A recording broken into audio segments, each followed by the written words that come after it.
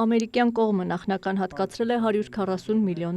TRIP նախագծի նախապատրաստական աշխատանքների համար։ Լրագրողների հետ ճեպազրույցում ասաց վարչապետ Նիկոլ Փաշինյանը, թե որքան է լինելու ընդհանուր ներդրումների չափը դեռ հստակ չէ։ Հայաստանի եւ Միացյալ Նահանգների կառավարությունների հրապարակած համատեղ հայտարարությունից պարզ էր դարձել, որ TRIP զարգացման ընկերությունում Հայաստանի բաժնեմասը առաջին 49 տարում լինելու է 26%, ԱՄՆ-ը 74%։ Պարզաբանվել էր նաեւ, որ այդ հարաբերակցությունը պայմանավորված է ներդրումների չափով։ Ինչ վերաբերում է կոնկրետ ներդրումներին, դրանք կախված կլինեն կոնկրետ նախագծեր պետք է ձևավորվեն, կազմեն, այսինքն դա արդեն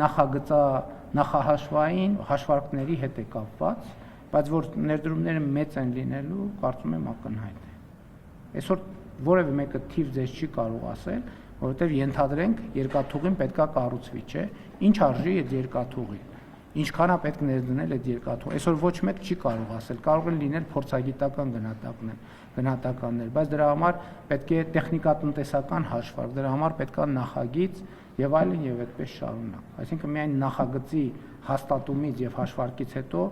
ամեն առանձին նախագծի գինը կպարզվի։ Իր բաժին ֆինանսական ներդրումներն ապահովելու համար Հայաստանը գործընկերներ չի փնտրում։ Հիմա կարծում եմ, որ այնպես վիճակ է ստեղծվել, որ ոչ թե մենք ենք գումարներ փնտրում, ոչ թե Հայաստանի Հանրապետությունն է գումարներ փնտրում, այլ գումարներն են Հայաստանի Հանրապետությանը փնտրում։ Եվ սա ամենամեծ տնտեսական նորությունն է։ Դրա ամենամեծ վկայությունն ըստ վարչապետի նախորդ օրը Հայաստանի պետական կարճաժամկետ պարտատոմսերի վաճառքի վիճակագրությունն է, երբ որ պահանջարկը 3 անգամ գերազանցել է առաջարկը, նվազել են եւ տոկոսները եւ Հայաստանի ծախսը, ավելացել է Հայաստանի համար գործարքների շահութաբերությունը։ Այստեղ շատ կարևոր մի առանձնահատկություն կա, որ ներդրողների մի հսկայական մասը, ես հիմա չեմ ուզում թիվ ասել, որովհետև կարող է սխալվեմ, բայց շատ մեծ մասը դրանք արտաքին ինստիտուցիոնալ ներդրողներն են, միջազգային ներդրումային ընկերությունների։ Երկրի ղեկավարի դիտարկմամբ Հայաստանի ներդրումային գրավչությունը օգոստոսի 8-ից սկսած էականորեն աճել է, եւ ովքեր ուզում են դա տեսնել, կտեսնեն։ Արդյոք front office, back office մոդելի ընտրությունը չի նշանակում, որ հայ սահմանապահներին ադրբեջանցիները չեն հանդիպելու, որ հայ մաքսավորներն ու սահմանապահները երկրորդ պլանում են լինելու, հայ սահմանապահները անձամբ չեն ստուգելու մեկնող ժամանողներին, ինչպես հիմա զվարթնոցում է, հարցրին վարչապետին։ Փաստաթղթում հստակ նշված է, որ front office-ը կամ ընդունարանը չի որոշում, որոշումներ կայացնում են Հայաստանի պետական համապատասխան մարմինները, այսինքն back office-ը։ Նիկոլ Փաշինյանը նշեց, Զվարթնոց օդանավակայանի կարգավորումները գործում են արդեն շատ երկար ժամանակ, եւ դրանից Հայաստանի ինքնիշխանությունը, տարածքային ամբողջականությունը որևէ կերպ չի տուժել։ Հետևաբար այն ինչ տեղի է ունենում Զվարթնոց օդանավակայանում, Հայաստանի Հանրապետության տարածքում, Հայաստանի Հանրապետության մայրաքաղաքում կամ հենց մայրաքաղաքի հարևանությամբ նշանակում է նույնը կարող է տեղի ունենալ Հայաստանի Հանրապետության ցանկացած այդ տարածքում եւ դա մեզ համար ընդունելի է։ Հավելելով Փաշինյանը նշեց, TRIP նախագծով հայկական կողմը ստանալու է մաքսային եւ սահմանային հսկողության այնպիսի տեխնոլոգիաներ, որոնք նախկինում Հայաստանում չեն եղել, թեպետ շատ զարգացած երկրներում դրանք արդեն իսկ ներդրված են, այդ թվում Միացյալ Նահանգներում։ Պատկերացնեք Միացյալ Նահանգների նման երկիրը եւ այլ բազմաթիվ երկրներ, որոնք ինչքան նախանձախնդիր են իրենց ինքնիշխանության եւ անվտանգության հարցերում։ Մենք այս տեխնոլոգիաներին հասանելիություն ենք ունենալու եւ ես հույս ունեմ, որ մենք ոչ միայն TRIP-ի հետ առնչվող սահմաններում, այլև մեր սահմանների մյուս անցակետերում այդ ժամանակակից տեխնոլոգիաները հնարավորություն կունենանք ներդնել, որովհետեւ դա երկրի կարգի փոփոխության մասին է վկայում։ Վարչապետը վերջերս անդրադարձել էր Հայաստանը Ադրբեջանին ու Թուրքիային կապող երկաթուղու որոշ հատվածներ վերականգնելու անհրաժեշտությանը։ Այդ մասին խոսել էր Ռուսաստանի նախագահի հետ, քանի որ երկաթուղին ռուսական կոնցեսիայի ներքո է, սպասում են արձագանքի։ Պատասխանելով հարցին, թե որն է համարում խնդրի լուծման պատշաճ ժամկետը, ինչն այն ժամանակ էլ կարևորել էր, Նիկոլ Փաշինյանը նշեց. Երեկվա իրադարձությունից հետո պատշաճ ժամկետը հիմա է եւ դա մեր ցանկությունն է, որ դա հիմա արվի, որովհետև process-ներ են տեղի ունենում, որոնց մասին նաև կիրազեկվեք եւ այդ process-ները ենթադրում են, որ պետք է դա հնարավորինս արագ անել։ Եվ մենք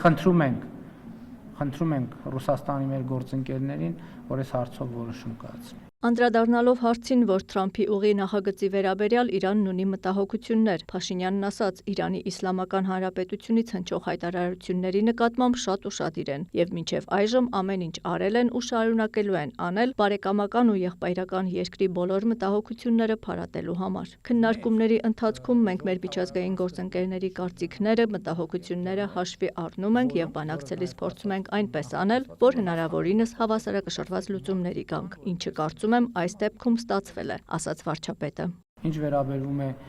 բալանսավորված կամ բալանսավորման կամ հավասարակշռված եւ հավասարակշռման արտաքին քաղաքականությանը, ընդհակառակ կարծում եմ տրիպը հենց այդ արտաքին քաղաքականության շատ տեսանելի եւ շատ կարեւոր հաջողություն է։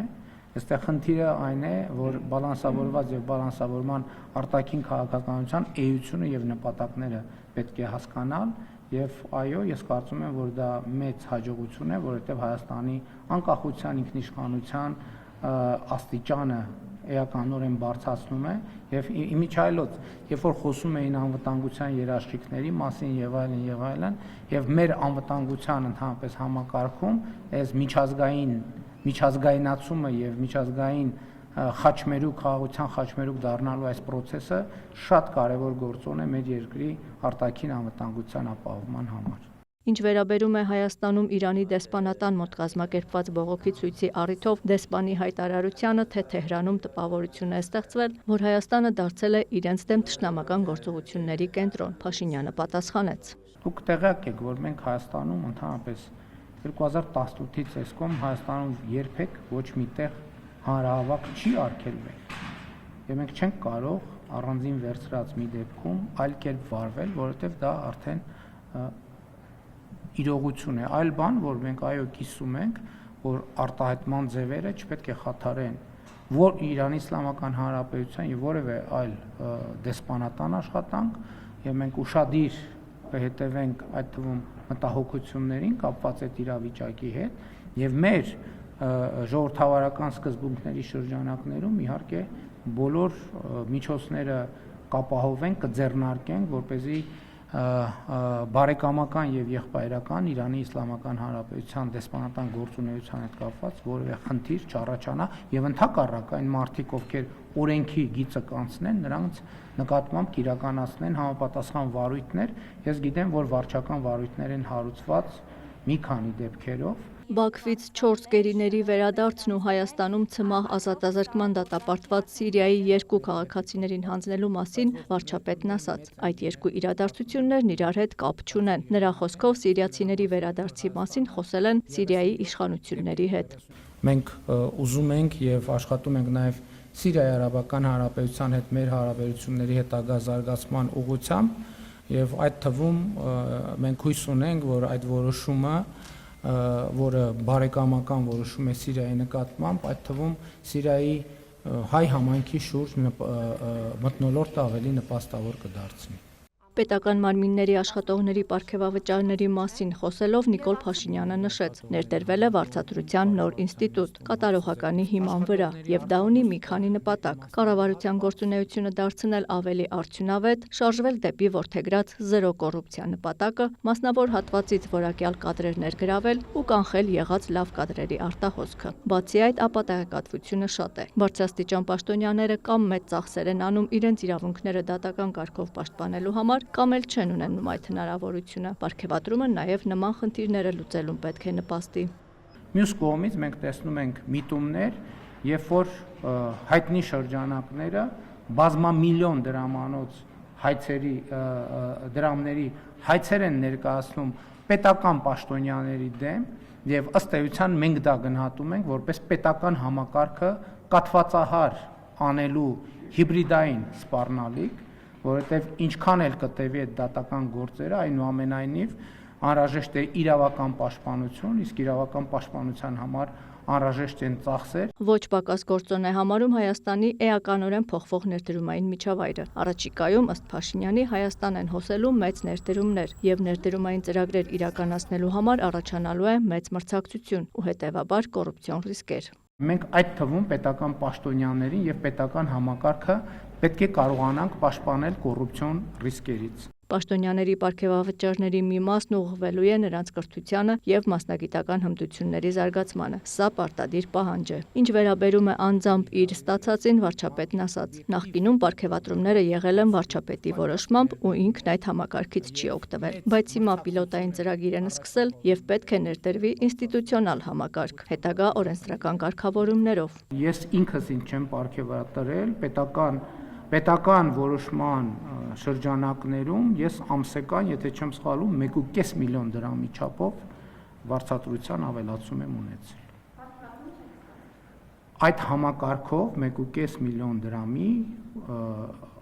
վարձատրություն եմ ստացել։ Պետական կառավարման համակարգի աշխատանքն այս ամենի շնորհիվ պիտի դառնա ու դառնում է արդյունավետ, նշեց վարչապետը։ Հավելեց, որ դրա առաջնային շահառուները սոցիալական խոցելի խմբերն են, որոնց կյանքը երկար տարիներ չի բարելավվել, երբ ժամանակին պաշտոնյաները ցածր աշխատավարձ էին ստանում ու ծրարով լրացուցիչ գումարներ։